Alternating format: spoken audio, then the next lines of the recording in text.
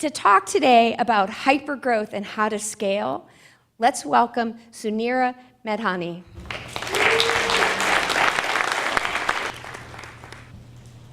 Hey everyone, good afternoon. Can you hear me okay? My name is Suneera Madhani, and I'm CEO and founder of a payment technology company located in Orlando, Florida called Fat Merchant. Sorry, my style is not to stand behind a podium, so I'll be walking around. Thank you for that very sweet introduction. And yes, I am a new mom. I actually just had my second daughter 4 weeks ago. So she's brand new, and we couldn't be more excited. So I have a 2.5-year-old daughter. Thank you. And we just had our second daughter, and I'll tell you, I think being a parent is 10 times harder than growing and scaling a company. And so I think there's actually a lot of lessons on running a family and running a business. It's very similar. But today, TiECON invited me here to tell you a little bit about our story for Fat Merchant. We've had tremendous success over the last 4 years, and then really have been able to scale the company just from 0 to $2 billion.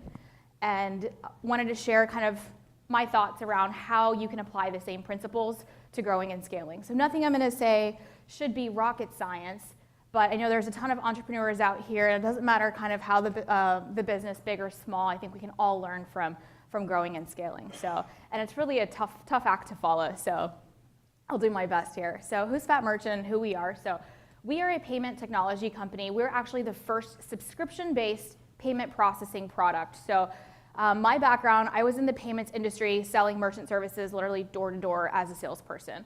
And I built most of my business as a small business through networks, through my community networks. And one thing that I learned after about 3 years of being in the industry was the fact that it didn't matter who your processor was. This industry was, it was old, it was stagnant. There wasn't a lot of disruption happening in payments. Visa, MasterCard, Discover, and American Express, they controlled all the rates and fees for processing, yet small businesses are being nickeled and dimed still daily for those processing costs.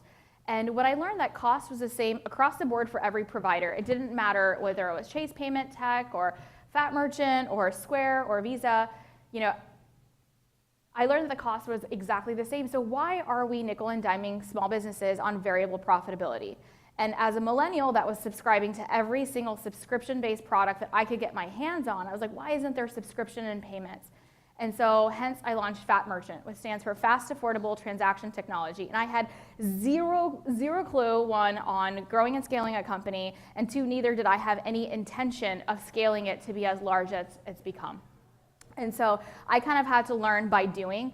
One of the things that I always say is I didn't go to CEO school, and so I just do my best every single day. But a little bit about the company. So we launched the first flat rate subscription. And the way that we went about growing was we got on every stage ever, like these pitch competitions that you guys have here. And I would apply for these pitch competitions, trying to get the product out there, trying to get our name out there. Ended up taking home about $200,000 in prize money from giant checks, win after win, for like our first 6 months of being in business. So every single time that I took home a check, we put it right into the business and I hired my next employee, or we did our next campaign. And part of it was we had to be leaner and smarter than our competition. And we didn't have the resources, we didn't have the funding to back us, and so most payment companies grow by a huge sales force. And so you need large-scale models for actual physical salespeople, business development to go out and grow the business. Well, here I am with just myself, and with limited resources. I had to find ways to be efficient and to grow the business. And so the way that we did that was through the digital economy, right? So we can put ourselves on the internet and kind of fake it till we made it, right? And be bigger than we actually were. So here I am as the customer support person, I'm your sales specialist, I'm the CEO, I'm the business development hunter, and so we're everything that our customers or our partners needed us to be. And through these competition wins that we had gotten, the press heard about us. So all the local publications, Orlando Business Journal, the Sentinel, started writing about our story about Meet the Woman trying to change the credit card industry. And then a writer from Fast Company actually gave me a call and wanted to, do this write-up. And, young and naive, I had no idea. I literally gave the interview to him and didn't realize that the next morning it would be front page Fast Company. And so you can imagine the scale that Fast Company has. And our little tiny office, which we had one single phone, it was off the hook. We literally had like every startup on our startup floor had to come in. We had to get phones installed. We had to get interns. My sister-in-law flew in. We had family flying all over, and it was our holy moment. Like, we have a business. And what really sucked about this was the fact that it was great. We got all this great publicity. We literally were taking customer applications via a fax machine. Like, we could not keep up. And it was the greatest learning lesson for me because everything crashed. Like, our website crashed. We didn't have a CRM system to support it. We couldn't handle the call volume. We had no clue how to even onboard this many customers. Our technology product was still in beta. It was just the greatest and the worst thing that ever happened to me.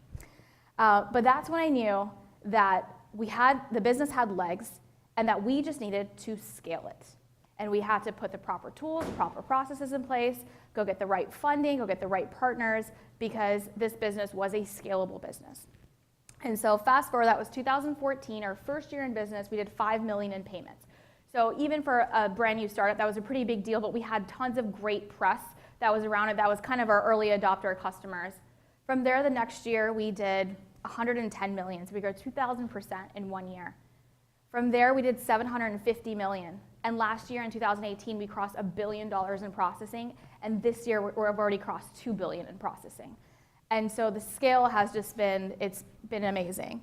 And part of that growth was also the funding that came along with it. So we've done about a few rounds of funding. Actually, Kathy from Fan Fund, and not the new name is Seaborg.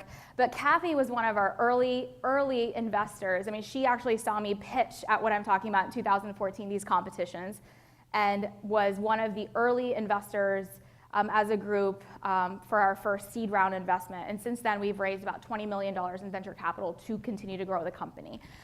We have our office in Orlando. We have about 100 team members, and we've literally doubled revenue year over year, and we're going to continue to do that. And then this last year, actually, I was just given the title of Most Influential Woman in Payments, and it was probably like the greatest accolade that I could have ever asked for, especially a young woman, a young Pakistani woman, going into Money 2020, a conference that I used to attend as just an agent, and now being, sitting here on panels and doing keynotes alongside CEOs of PayPal and Square and a lot of the large payment companies, and be given that accolade was really exciting for us.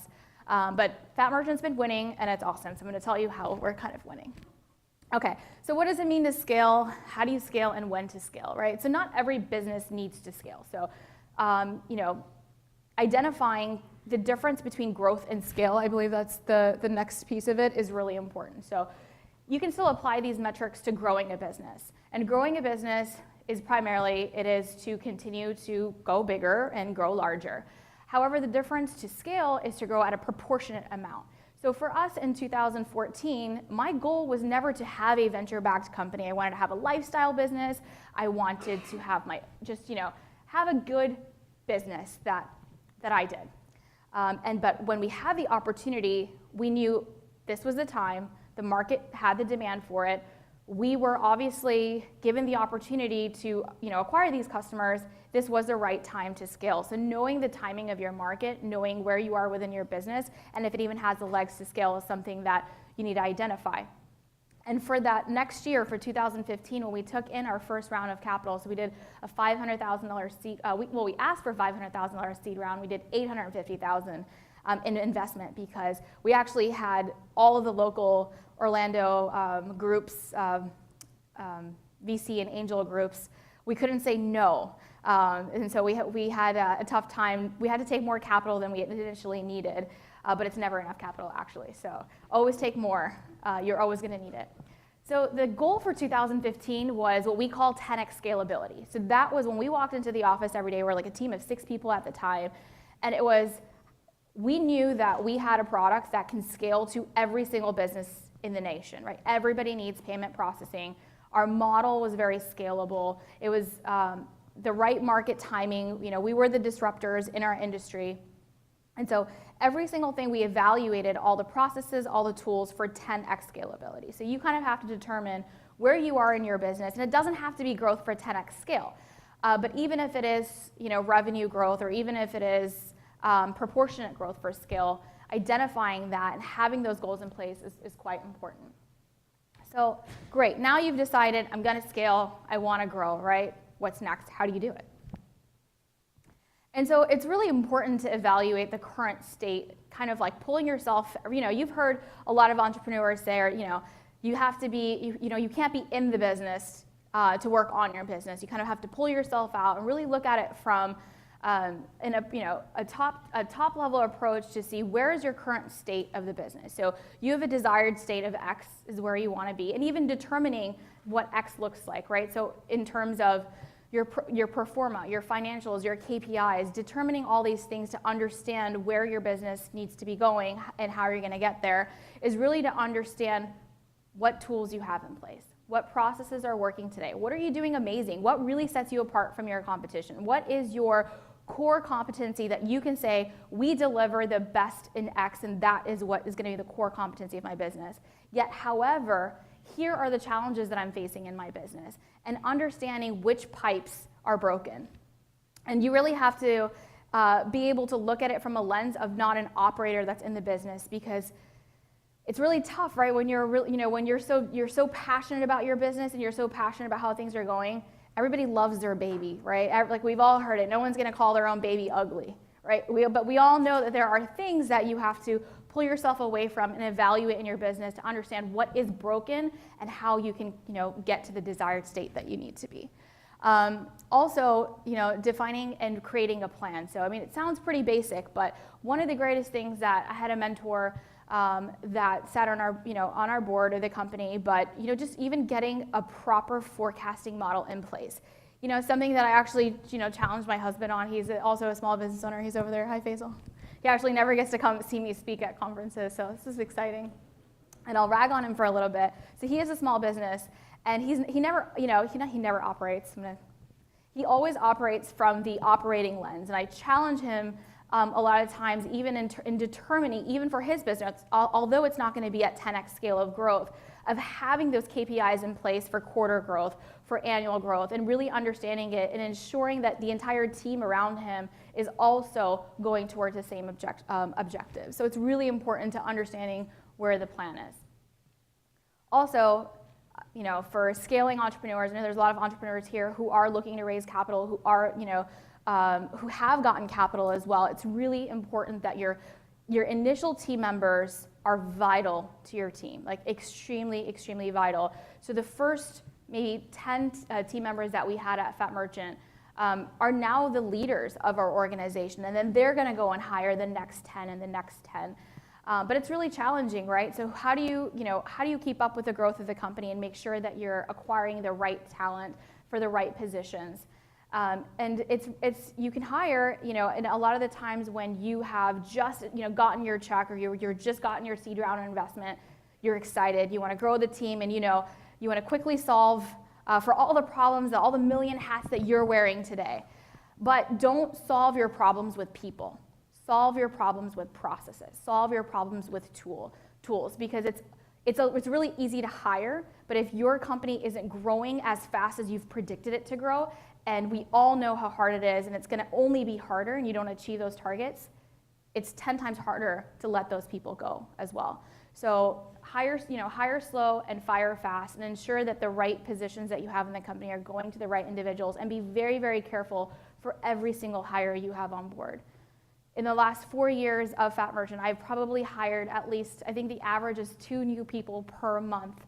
I almost consider myself a recruiter and an expert on hiring team members. I think my next job will be in recruiting. And it's really tough, even like finding great talent to come join your company that was probably one of the toughest challenges I had early on, especially for a company that you have no name, you've barely gotten funding, and how do you get, amazing leadership talent from your CTO to your lead engineers to come and go build and believe in your process, right? Believe in your product and believe in your vision, to leave their high-paying jobs and come work for sweat equity. But it's really important that you as a leader of the organization find the people that not only have the right core competencies, but have the same values as you. So values in and out. So, we have 3 core values of Fat Merchant. It's get shit done. It's the best damn experience, right? Oh my God, here I am, mom brain right now. Get shit done, the best damn experience, and transparency. So those are our 3 core values. And those core values don't just translate to how we operate in a business, that's kind of how we operate in our day-to-day lives. And if you're gonna be spending 24 hours, it almost feels like we spend more time at work than we do at home. So the people that you are working around and your core team members that you're going to be spending your time with should have the same values that you do, because it's really important for your happiness and the happiness of your organization. So this over here, another great lesson that I have learned in the last 4 years is this CFIMITM. Cash flow is more important than your mother. And I'm really glad my mom's not here right now because she's watching my kids. But this is probably the vital lifeline of your business, and understanding your financials and understanding your profit and loss, understanding every single KPI that moves and drives your business. But at the end of the day, if you don't have cash to operate, you are not going to be in business. And it seems like probably the simplest concept, but I had an entrepreneur professor, actually, I did a night course at UCF, right when I was launching Fat Merchant with the incubator program. And he had put up this slide, and then it had those acronyms. So I can't take credit for this, but it really resonated with me.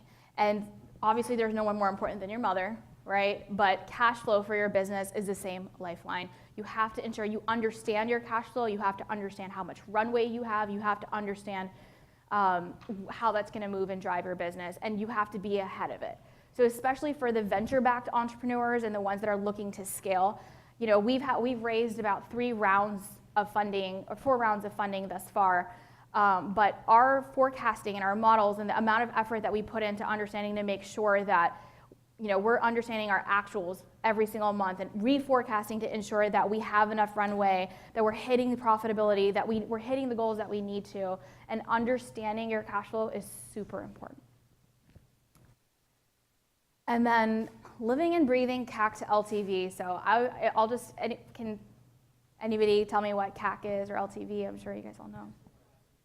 Yeah, cost to acquire a customer acquisition cost, and LTV, lifetime value of a customer.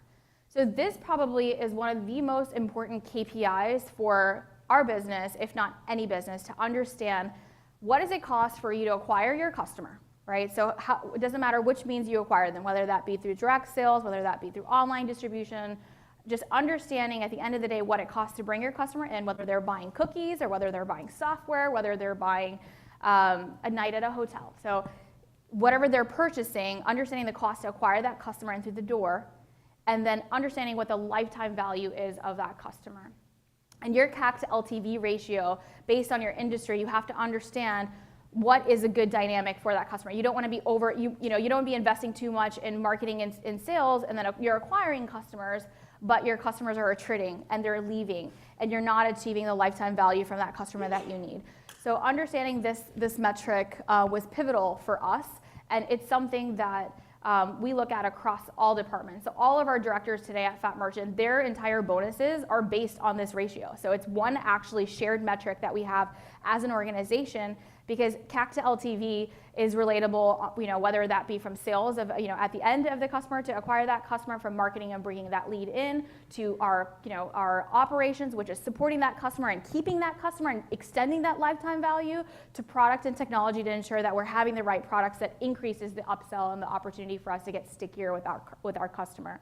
So this was something that I believe is, it's vital, it's super unique. I haven't seen a lot of people talk about this in terms of it being cross-departmental and something that really drives our success today.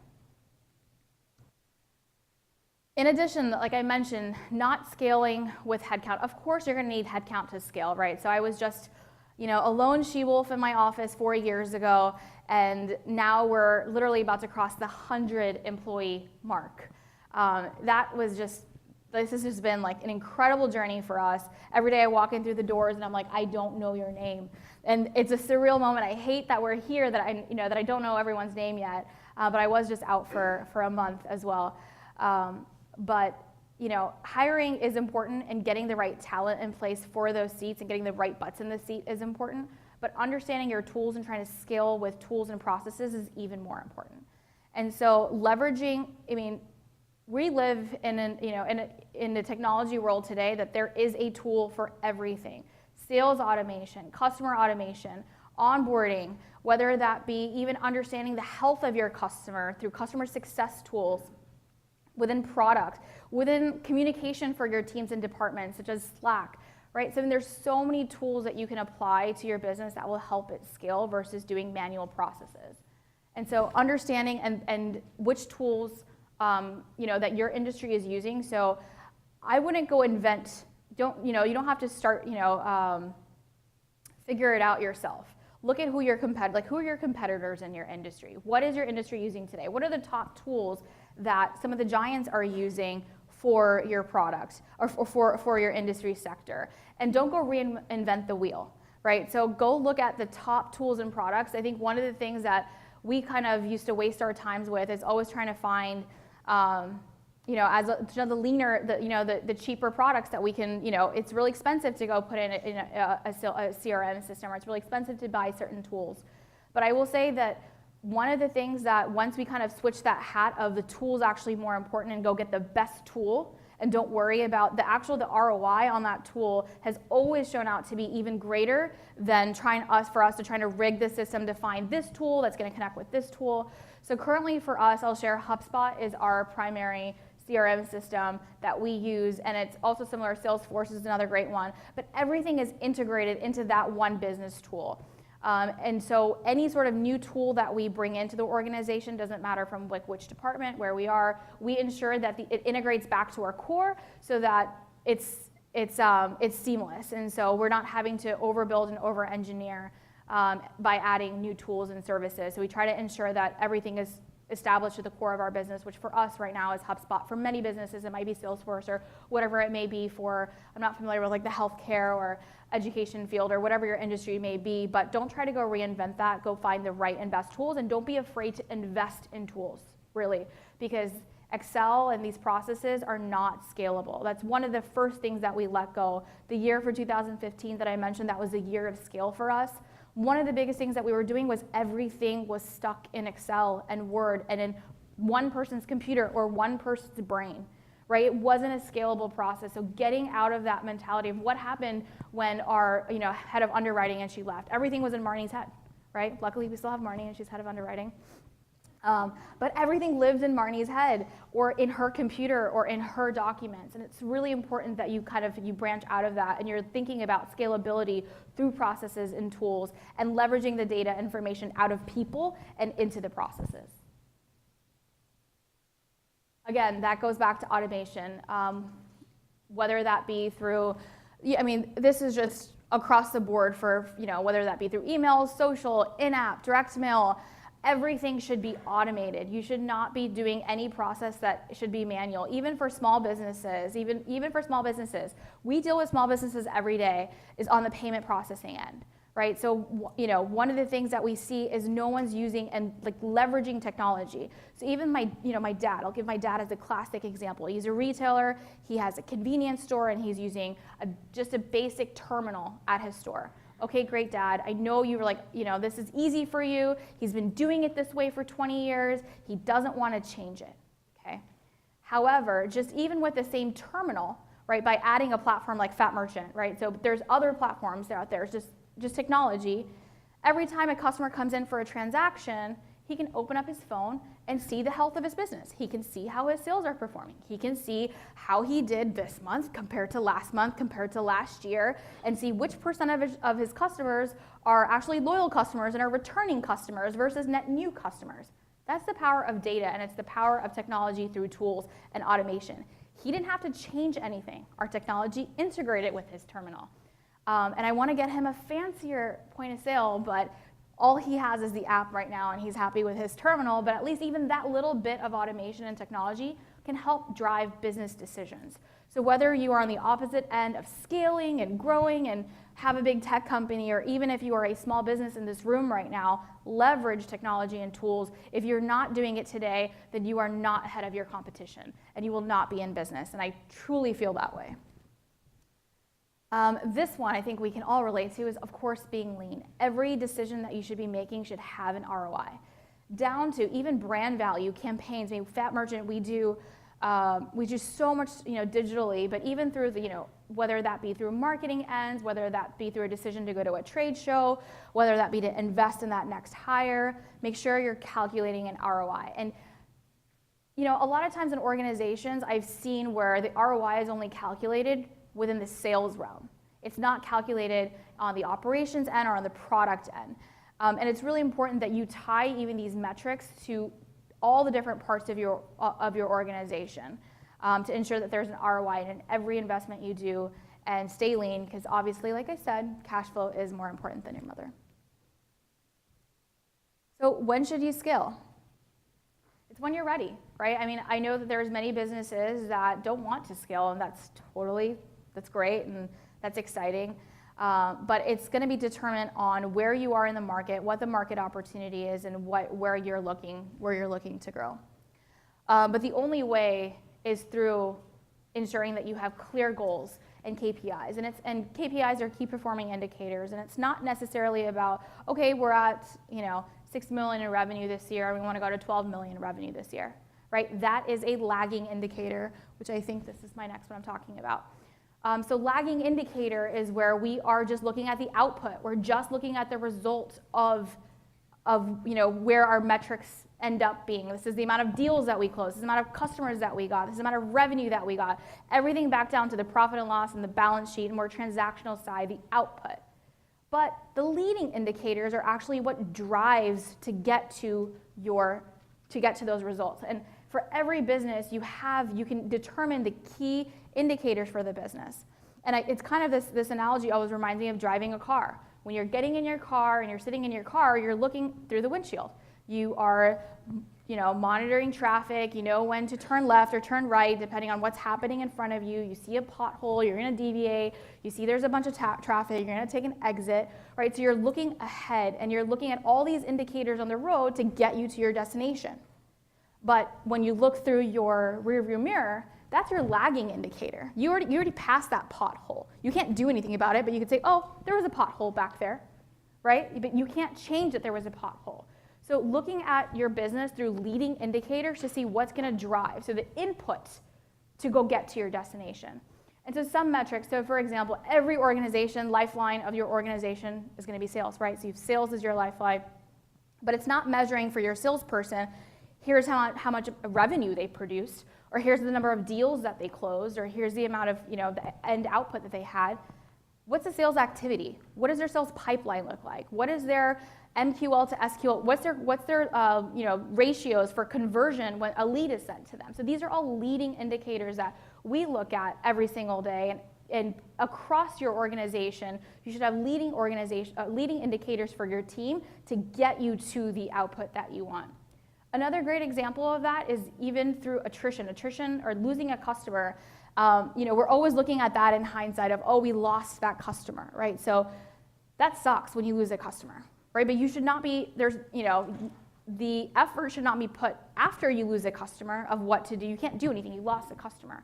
But what are the leading indicators? Leading indicators of your customer success process is this customer, how many times has this customer called? Do they have bad service? Are they having issues with their service?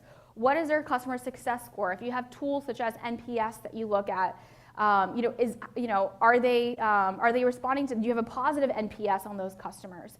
And so measure how much are they using your technology, right? So looking at product usage, within your platform or the app that you're, whatever your software may be, is a leading indicator. If your customers are sticky and they're using your software and your technology every single day, and there's 7-8 tools integrated into that piece of technology, they're not going to attrit, they're not going to leave. So looking at the business from a leading versus a lagging is super important, especially for growth and scale. Also, always have a contingency plan, right? So always plan for the unexpected. And it's kind of tough, right? So, part of like my journey as an entrepreneur for the last, 5 years, it's challenging. Every single day is a new challenge. There's always shit that comes up that you're like, how did I not think of this? Or I'm smarter than this, and how did this just happen? And you can't predict everything. Like, you really can't. But learn from the mistakes of other entrepreneurs. I mean, it doesn't matter what company I'm talking about Fat Merchant, a payment technology company. My problems are still probably very similar to Pat out there with Pick My Kid, right? I mean, we all have the same challenges in growing and scaling a business.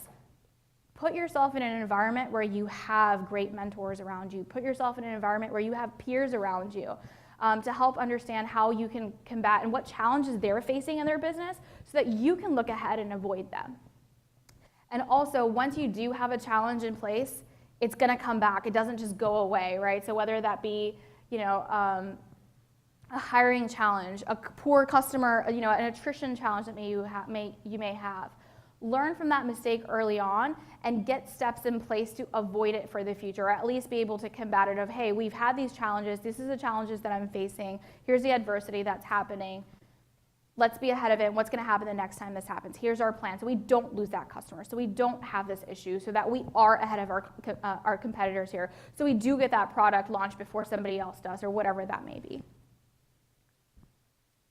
And of course, lastly, spend your time wisely. It's time, we all have the same amount of hours as, President Obama and Oprah. Like, that is a rule, and Beyonce. Those are like the three people that I'm like, I have the same amount of time as those three individuals. And that's the one common denominator we all share. How you choose to spend your time it's vital, right? And one of the things I think people ask me all the time, so I'm really huge into women entrepreneurship. I'm really big into helping working moms and ensuring that it is challenging as a mother, as a woman, and being in business and having such a crazy executive life schedule. I literally have to travel. I'm on a plane every single week. 2 days a week, I'm out, I'm at conferences, I'm with partners. I also have a family at home, and I have, I have to report back to, I have investors. I have $20 million worth of investors, and I have a team of 100 people that rely on me every day to make all the right decisions. That's a lot of pressure. And it takes good time management. And, one of the things is just prioritizing very, very carefully your time and making sure that it's spent with your team, making sure that it's spent with the right people that are going to get you the ROI back that you're looking for. And even that may be for your family time, with people that you choose to spend time with in the community and your friends. And when I say ROI, I'm not talking about like a business result back, right? But you want to make sure that your time that you're choosing to spend, you're getting satisfaction back from that time. You shouldn't be doing things for the sake of doing things. And just say no. Stop saying no to bullshit meetings. Like, I'm sorry, I'm going to say it out loud. One of the things that one of my mentors taught me early, and she's like, Suneera, you're out everywhere, and I was, got really involved in community stuff, and it was really exciting. Fat Merchant's growing a lot, and you feel bad because this person needs you and this person wants you, but now that I'm going to this place, or I'm going to this conference, or having this coffee, it takes away from my one-on-one with my director. It takes away from my morning breakfast with my daughter. It takes away from these things, right? So you have to ensure that every place that you're choosing to spend your time is being spent wisely. And one of the things that I do as an executive is my calendar. I live and breathe and swear by my calendar.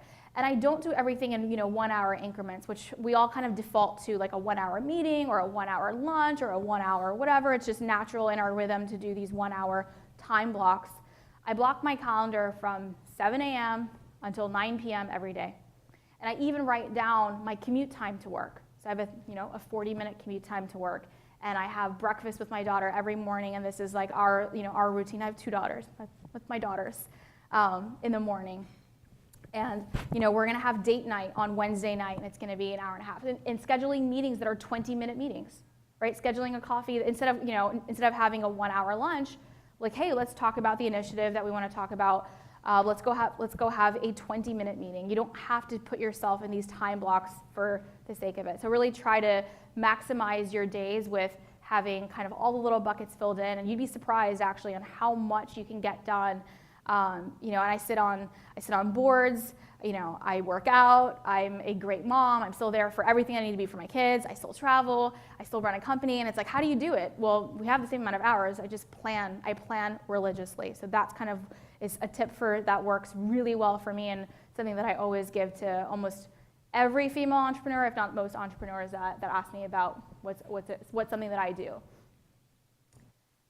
So anyway, tying it all together, like I said, there's nothing that I've said here today that should have been rocket science, right? These are all basic principles of growing and scaling, but it's nice to have that reminder of it is back to the basics. I mean, one of the books that, one of my favorite books to read is How to Win Friends and Influence People, and I read that book every year, and it's like the same basic things that you learn every time you read the book, but it's the same principles that drive you.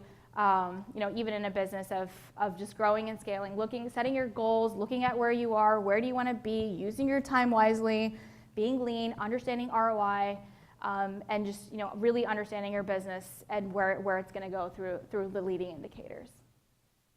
So that's it. So here's how to find me. Very easily reachable. It's just Suneera @FatMerchant, and I'm on all the social handles. I run an Instagram called Mom Boss Blog. Like I said, I'm really passionate about women in the workforce, so you can find me there, and that's it. Thank you. Happy to take questions that you may have on the business, on scaling, growing. I would love to learn about kind of what you guys are up to as well. Hi, Suneera. Hi. Congratulations on your business. Thank you.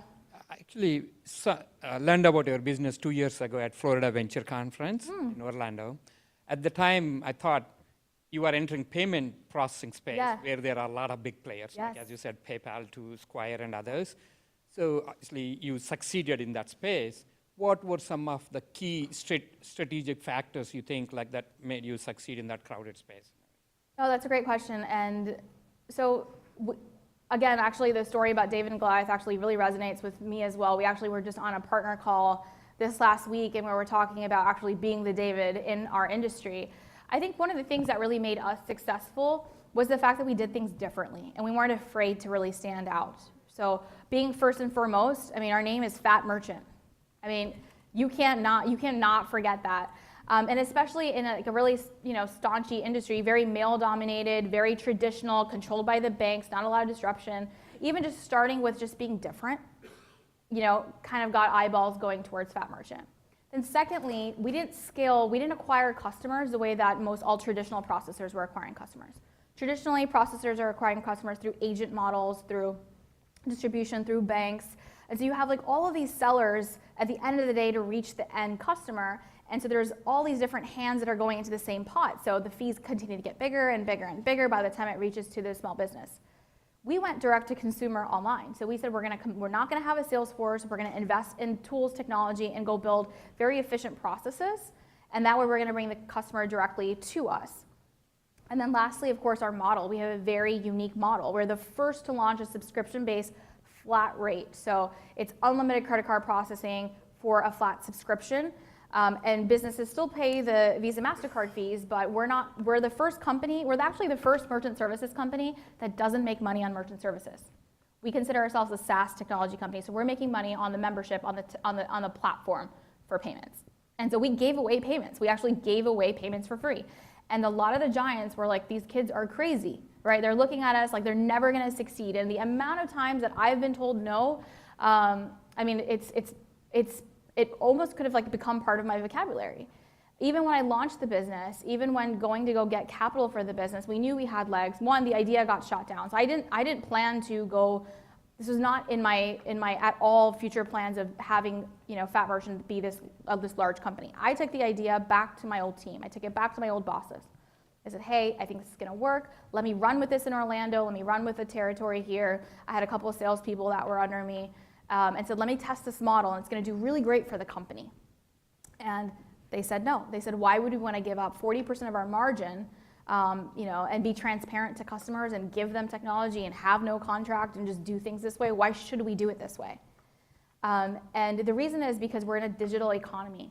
We don't purchase anything anymore without going online. We don't buy any product, stay at any hotel, go eat at any restaurant without looking at the reviews for it, without seeing what other people are saying. And we're demanding, this next generation of consumers, we demand transparency. We want to have cool tech company. We want to have easy user experience. And the user experience, what was really was really horrible in this space. Everybody was making money, but nobody was focusing on the end business. Everybody was focusing on how can we gouge the same amount of juice from the same old lemon. And so I think that was part of, obviously, the success was the fact that we were different. And the model itself was really unique. But I think my favorite business quote that, like it's on the walls of Fat Merchant is, there's no such thing as a $1 billion idea. It's only a $1 billion execution. So it doesn't matter if you're up against an industry that's very saturated, or you have an idea that's so super unique and that nobody, it's so proprietary. It really matters on the execution of your business plan. So if you can, if you have a plan and you can execute against it, then it doesn't matter whether it's a $1 billion idea or not. You really, can you get it to a $1 billion business? And we did. I got it to a $2 billion business, and this year we're, doubling revenue again. And it's really exciting when you Google, I encourage you, Google my name, Google Fat Merchant, and it's so awesome to see, we're on the top 5 of every payment processing company. It's a little company that you saw in Venture, Florida 2 years ago, now really making these headways. And so you gotta get in the ring and you gotta give it your all. Hey, Suneera, Hey, great talk. Thank you for that. So I just want to draw a comparison with the beer industry, right?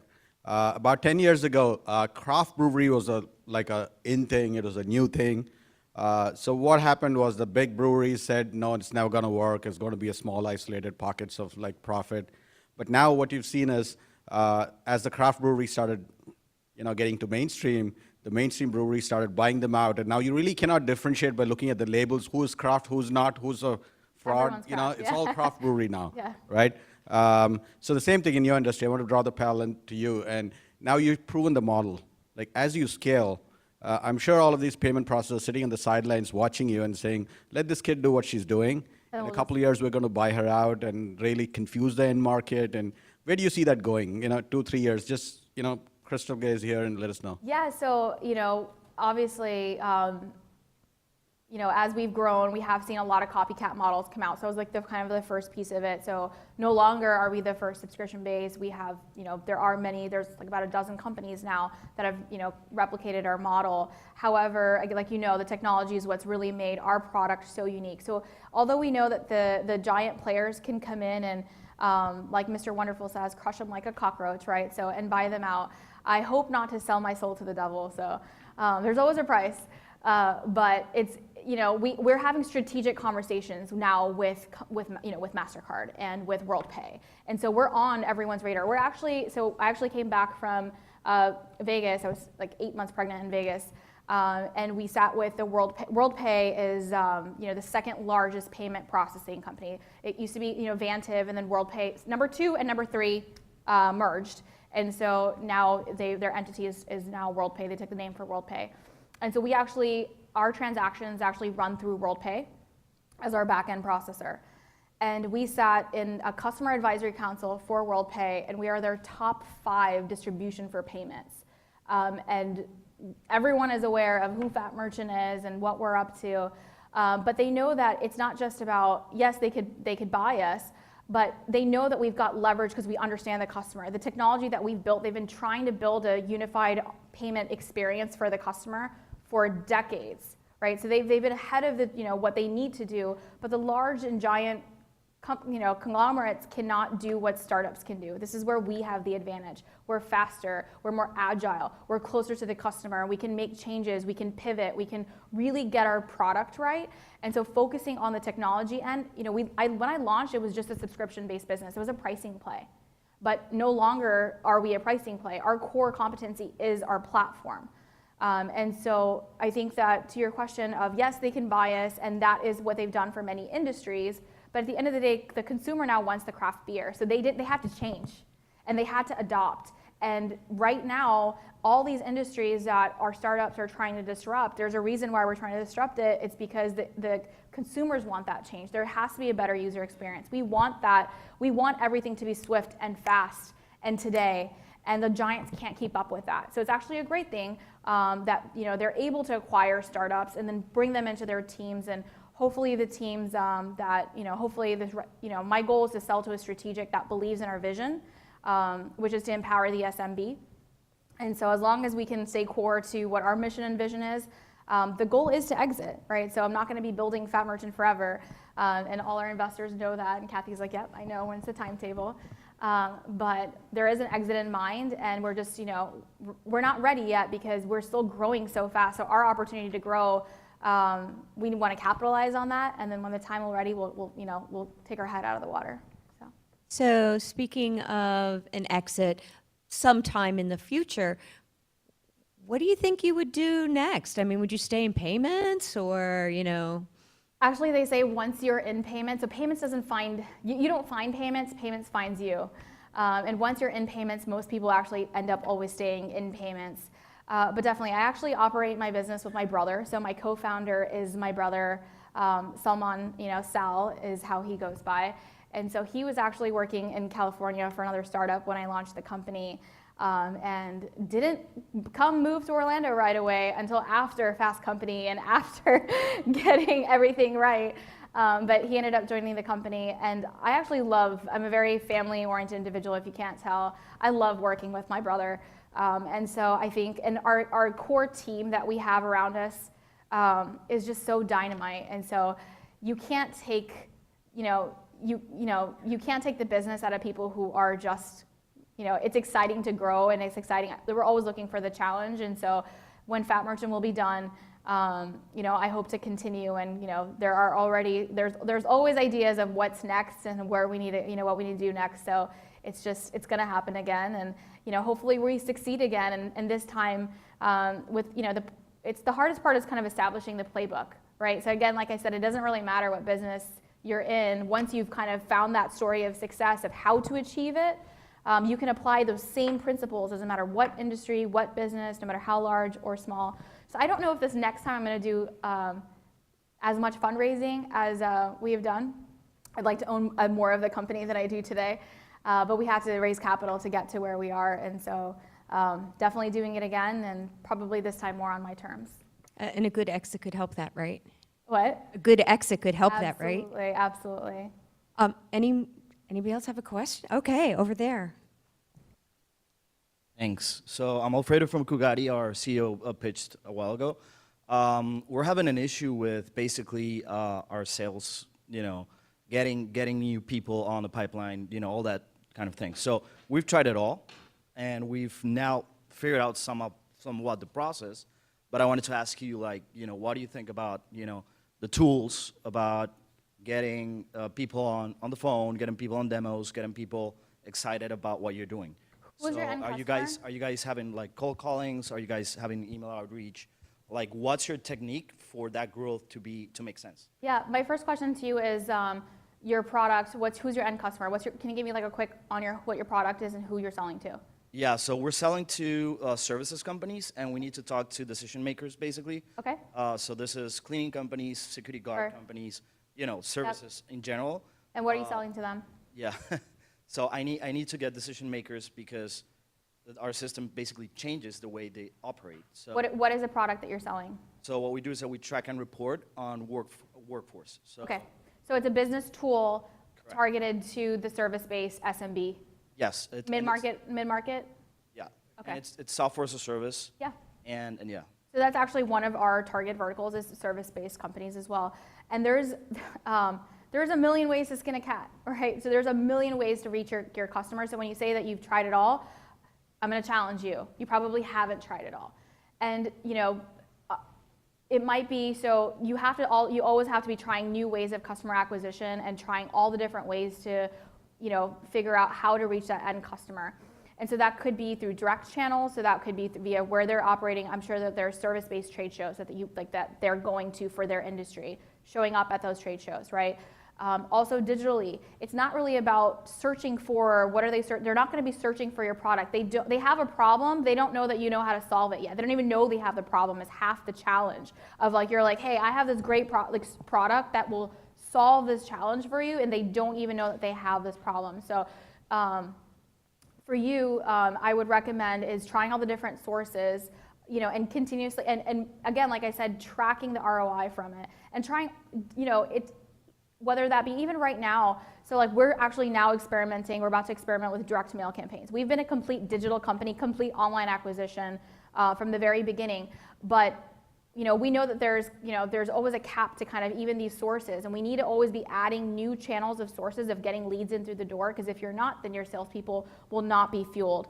For Fat Merchant, our methodology has been primarily inbound. So 70% of our customers come direct to us on our website. And how we drive that is through Google AdWords, SEO, social, blogging. And then we also have a channel strategy. So, you know, maybe for your business, it may not be best, you know, you have your direct approach, but who are the other companies, like what are the other tools that service SMB is using? Can you go partner with that service? And if they're reaching your customers and you've partnered with them, then you have exposure to that customer. So those, you know, those are some suggestions, and I'm happy if you want to send me a note, we can kind of explore some options. But I encourage you, and I'm sorry, I'm going to challenge you that you haven't tried it all, and you have to monitor, and you know, you constantly, even in our marketing budget, even us spending like $1 million a year right now in, you know, on the digital space, we still carve out dollars every single month for an experimental budget. You know, don't be afraid to try new things, no matter how out of the box they are, and don't be afraid to even go back to the traditional space, right? So, you know, just depending on, you have to understand who your SMB is. It's not even about the product that they need. Like, what are they reading? Like, what does he read in the morning? What's his profile? Even if you do like digital Facebook campaigns are so cheap to go target, right? You can do lookalike campaigns. So you probably have a couple customers already. Okay, so now you have these customers, go do a customer profile on them. Like, here's my customer audience, here's what he looks like, here's what she does, here's what she reads in the morning, here's their age, here's their demographic, here's where they live. And then you can do like lookalike campaigns, and you can test that on Facebook actually for you to go find other customers that way. And then lastly, I would say retargeting. And I say this for any business that even wants to get started on the digital space of how to acquire customers. You know, again, fake it till you make it. Right? So retargeting is a great way. The display ads are so cheap online that once they are searching for a competitor term or whatever they're searching for, although Google ads may be expensive, now once they've even like gone to your website, don't leave them alone. Make sure your brand and your ad follows them completely online, and it's literally costing you on the lowest. They're not going to convert into a customer yet, but it takes about 20 touches to go get to a customer. It used to be when I went to business school, like I went to UF, it used to be like 3 touches to reach a customer. It was like 7 touches. Now in a digital age, I mean, we're saturated with a million ways to get to your customer. So I implore you to try more options and keep trying. You're gonna find it. So throw things at the wall until it sticks. Hi, thanks for a great presentation. It's extremely inspirational. Thank you. I want to take you back to 2014, since you mentioned that here. In those early stages, what challenges did you face in actually growing your team? Everything, every challenge. I think the first, like, you know, I just did everything wrong. I did everything wrong. Like, even when we launched the company, I think I got my first, it wasn't a lawsuit yet, but it was like my first, like, you know, letter, you know, from my old company being like, I had a cease and desist for Fat Merchant. And, you know, you're like, you know, I was like 25. When I joined my last company, I was like 22. You're not reading anything you sign when you go sign, when you're getting your, you know, your first few jobs. Like, and so I didn't know that I even had a non-compete in place. And I mean, just a million challenges to get through. And I almost felt like every time there was another like every time I felt like I overcame something, it was like, our business is going to be shut down tomorrow. And it didn't stop. But again, it's like learning fast, right? Like the lean methodology principle is fail fast, succeed faster. So it's just you fail, but you get back up. And so challenges, I mean, a million challenges from growing a team, right? It's like finding the initial team members, to getting just our just business off the ground. Like I said, we had a ton of great opportunity. The business was growing, but we weren't able to sustain it from a scalability standpoint.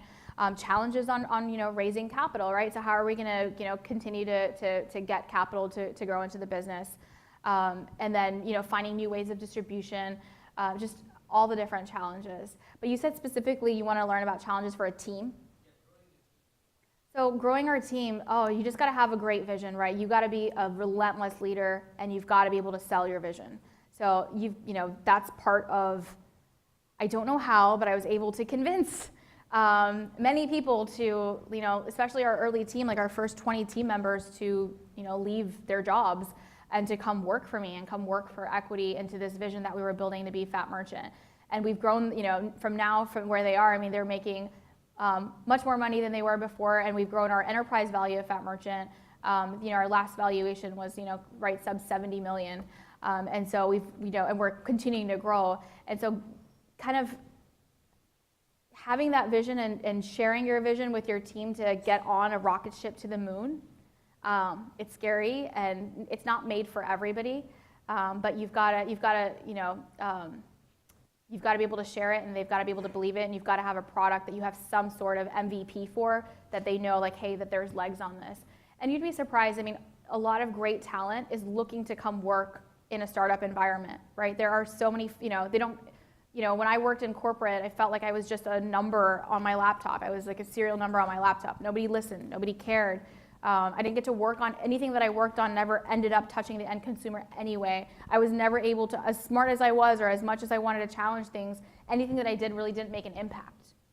And I think people are looking to make an impact, and it's more finding meaningful work is really important versus just finding the next paycheck. And so finding those type of individuals, like I said, sharing those core values, you can find that. And a way to do that, we were at every startup competition ever, right? You're around those type of people, you're looking, you're with those like-minded individuals. We joined a technology accelerator. That's how I met my CTO. I joined Starter Studio, and we were in their class of Starter Studio, and my CTO had just come off of his third exit and was building a horrible ed tech company.